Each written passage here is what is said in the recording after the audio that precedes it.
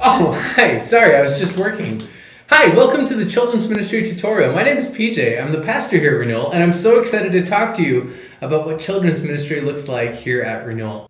Children's ministry is one of the ways that we invest in the next generation of Christians. Our little ones, our kids. I would love to have you be a part of that if you're at all interested. So if you're interested, please talk to me. The process for working with our children includes a background check in accordance to our policies, and then a slight orientation and onboarding, which includes watching this video, and then usually a session of shadowing, so helping out and kind of watching how things go. My hope in this video is to help you have a better understanding of what children's ministry looks like and what to expect as somebody involved in our children's ministry here. So without further ado, let's jump in.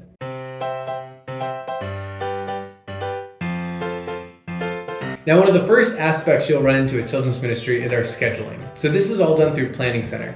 When you talk to me and you do a background check, you should get a notification, if you're not already, that you're in Planning Center.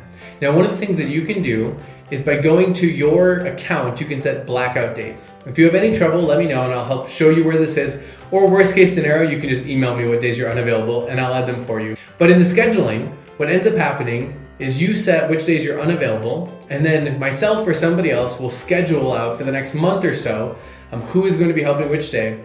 At that point, when we schedule that, you'll get an email with the dates that you've been scheduled for. What we ask of you is to respond to that email. Either yes, I can do it, or no, I can't. The sooner you respond to that email, the better, because that allows us to either know, yep, we have somebody, or no, we got to find somebody else to fill in the gap. So whenever you get that email with the schedule, as soon as you can, please fill that out and check it off. One thing you'll notice in your email is that you'll have one of two designations. Either you will be the lead, which means you'll be teaching the lesson, or you'll be the assistant, which means you'll be helping out on the nursery side.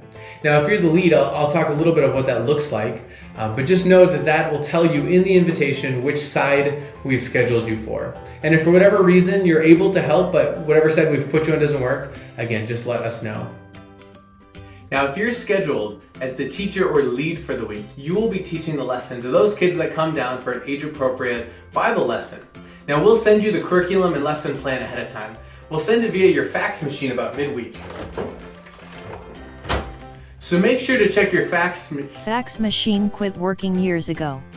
Make sure to check your email, as you should have it in your email inbox. If you have any questions about the lesson, feel free to reach out. And if you notice any material that you might use that you're not sure if we have, feel free to reach out, and we'd love to make sure that you have everything you need to be successful in teaching our children. Now, we do ask that you try to look at the lesson at least one time before you come in on Sunday, just for your own benefit. We find that even if you just look at it Saturday night before you come in Sunday morning, you'll feel a little bit more comfortable and confident with what you're about to teach. But no matter what your background is in teaching, the lesson plan is laid out in a way that you should find pretty straightforward and simple and easy for you to do. Welcome to the children's ministry space. This is where the magic happens. Now, it might not look like much, but give us a moment and this place will transform into a space beyond your imagination. More or less. But it's a wonderful space for us to take time with children and bless them and teach them about our Lord and Savior. Now, whether you're scheduled for the teaching side or the nursery side, we ask that you come at 9:10. This gives us time to set up the space and still make it to the 9:30 volunteer meeting in the sanctuary, where we'll run down the plan for service today with all of our volunteers. It's a chance for fellowship, camaraderie, and to talk through anything that we might need to be aware of. So once again, that's 9:10. And just so you know the consequences, for every minute past 9:10 that you show up, we deduct 1% of how much we pay you for volunteering. And so just be aware of that when you're running late. Now, when you get here and it's time to set up, there's a few things you'll want to do first. One of the first things we recommend is grabbing those gray dividers and wheeling them over into this side of the room. You'll want to take the green divider that currently covers the children's ministry toys and stretch it across from side to side, blocking off this half of the room and creating a nice cozy space for children's ministry to happen.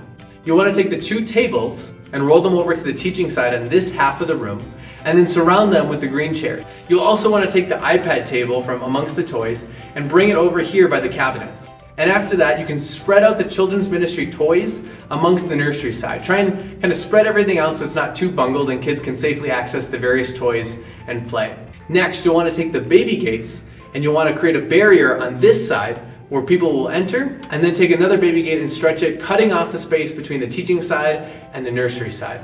You might want to just be on the lookout for anything sharp or dangerous when you enter the space. As you're setting up, keep an eye out for anything that might be a choking hazard or anything that could be dangerous. And we recommend that you kind of block off any creaks or cracks or any space that a kid might try and sneak into or could hurt themselves. We want to make sure that this space is as safe as possible for all the children who come to children's ministry.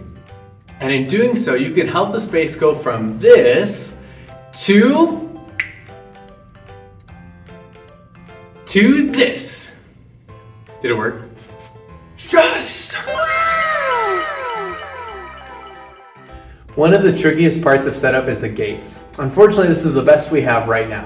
But these baby gates stretch from one end to the other to kind of create a closed space.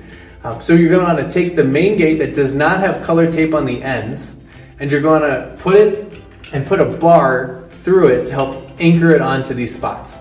If you're looking for a bar, you're missing parts, this cabinet right here has some spare parts. Then what you'll do, you'll take the other gate that has color tape on the end, pink on one side and yellow on the other side, and you'll Velcro strap it to somewhere in the middle. Usually you'll find the Velcro straps on the main gate, and stretch it all the way to the green divider, closing off the one space into two separate spaces.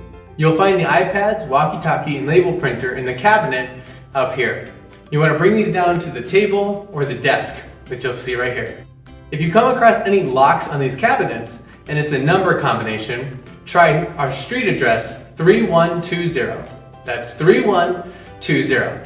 Now if it's just a 3 number combination, just drop the last digit and try 312. If it's a letter combination, the combination is sleigh. And no, I did not pick it. For the iPads, begin by turning them on. Then open the Kid Check app that's blue with a white check mark. Make sure you're on pastor.pj at renewaldenver.org, and the password is capital K, capital C, today, because we're doing Kid Check today. After logging on, click Sunday Morning Worship, click Dynamo Label Writer, and select this printer. It's all ready for sign-in. When parents sign in, they'll enter their phone number into the iPad. When they do this and check in their kid,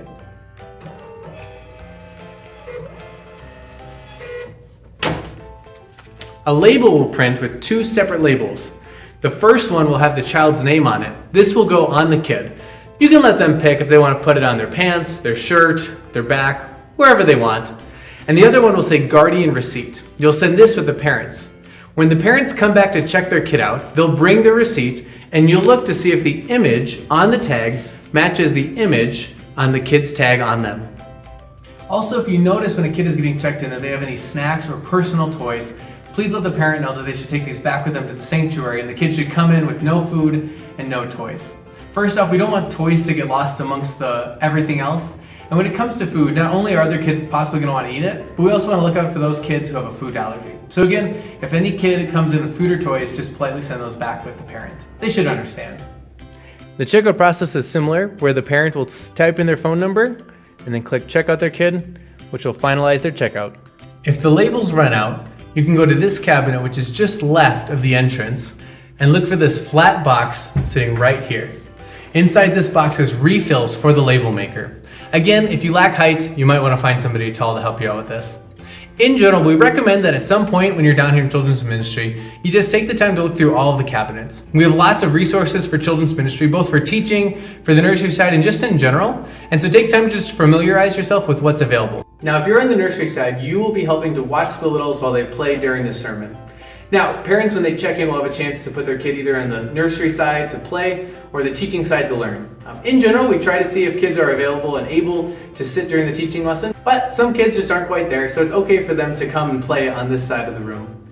Now, just a couple recommendations. When you're on this side, if you need help at any point, this is true just in general children's ministry, but especially in the nursery side, if you ever need help, use the walkie-talkie to call security. So for instance, if a kid is having a lot of trouble, they're having a lot of challenges, it's okay to either text the parents using the phone number that's on the kid's label, or to call security with a walkie-talkie and ask them to grab the parent if it maybe is too extreme of a situation. Also, one recommendation is that when it comes to how kids are playing, we recommend that you start small. If a kid asks to do an activity that you think might be a little too crazy, it's best to redirect them to something else for now, rather than try to reel them back in later. One thing also with kids, we ask that when parents drop off their kids, they send them to the restroom first if they're out of diapers. If they're in diapers, you can, with parents' permission, change the diapers. But for those who are old enough that they're no longer in diapers, we do ask that parents take them to the restroom right outside the doors first. If during the children's lesson or the time here during the sermon, a child has to go to the bathroom, you can take them to the bathroom, but please do not go into the restroom. You can stand at the door and make sure they're okay, listening, checking in on them. If they need assistance at any point, again, this is where you can have security go find the parent. They can come down and help the kid themselves. It's just best that we do not go in one-on-one with the child into the restrooms. Hi there. We were going to show you a video of me wearing a diaper so you could see what it looks like when a child has to go to the bathroom so you know the signs.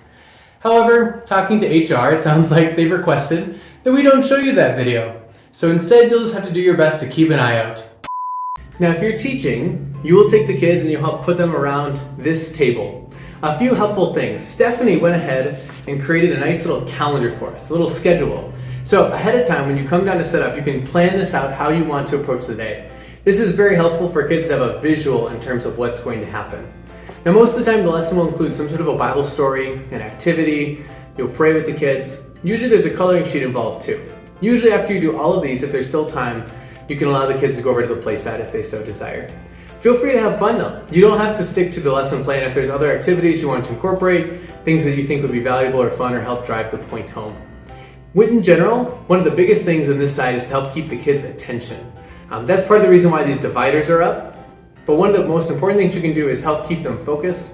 And so if they start to wander, it might be a good time to move on to the next thing. Sometimes once their attention's gone, it's hard to get it back. At times, Mary Kester or someone else might be here to help lead some music as the kids come in. This is a great tool because they're immediately engaged. You'll have a chance to help people with sign in, and then once it's time, all the kids are in, you can jump right into the lesson without losing them. If you need to, feel free to move things around if you want to use the coloring at the beginning to help keep kids engaged while you're waiting for kids to come in, or if you want to move something else around, do whatever you think is best. And at the end of the day, have fun. If kids walk away having heard something about Jesus and having a good experience and knowing that there's adults in this church who care about them, that's more than enough. And so enjoy, have fun, and just give it your best. Once all the kids are picked up, you can either clean up right away or come back into the sanctuary to make sure you're there for communion and then clean up after service is over. Thank you again for all of your work. And as you're cleaning up, everything can go back to where you found it. Again, if you have any questions, feel free to ask. And hopefully, with all of this, you'll find that children's ministry can be a slam dunk. Children's ministry can be a slam dunk. Children's ministry can be a slam dunk. A slam dunk.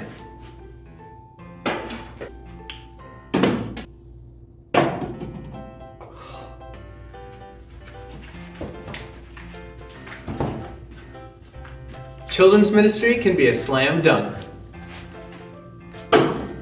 Nice shot! First try. Maybe don't throw things. Hopefully this video has been a help to you in understanding what your role is as part of our children's ministry team.